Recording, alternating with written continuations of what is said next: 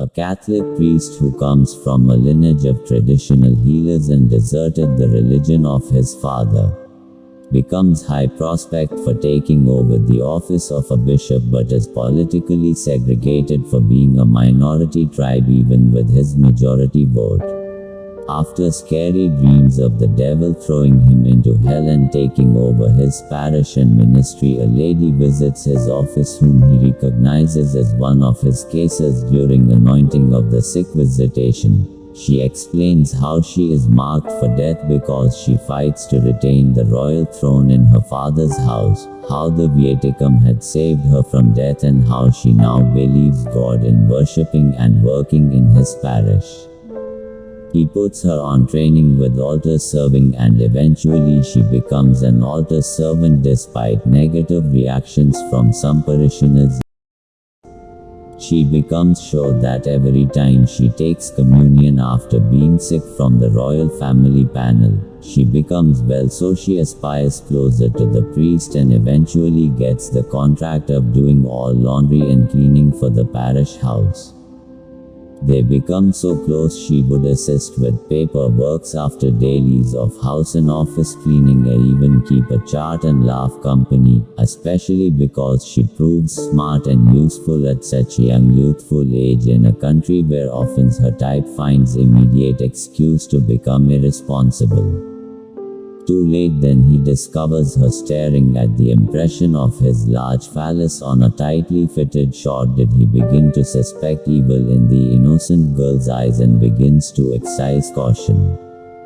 One day he returns hurriedly from a visit to a youth member's convocation party with increasing headache and drowsiness. He meets her doing laundry and hands her a cooler of rice and pepper soup, saying, "I brought you some food." Then he hurries upstairs and doesn't come out afterwards. She quickly gets her food flask, turns the meal into it, washes the cooler and sets off to return the cooler before eating. After several knocks and no answer, she slowly opens the door to find a breathtaking shock of her life.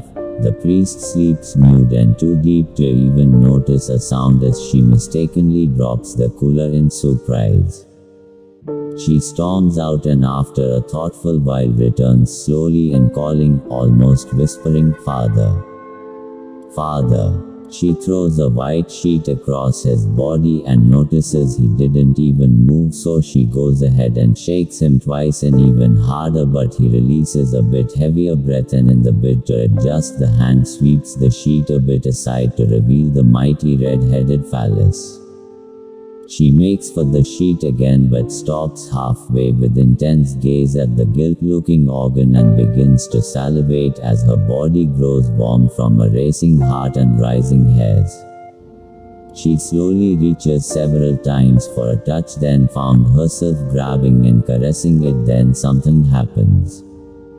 She discovers the object grew harder and hotter, stretching even longer. This made her feel trickling wetness in her pants, and then she grabs her own breast with the left hand and begins to mourn.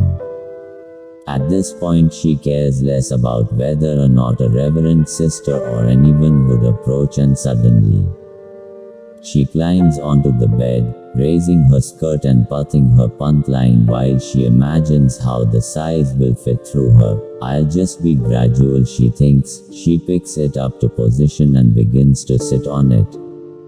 At first it won't fit, but as she wobbles right to left then up and down, more wetness begins to suit it through.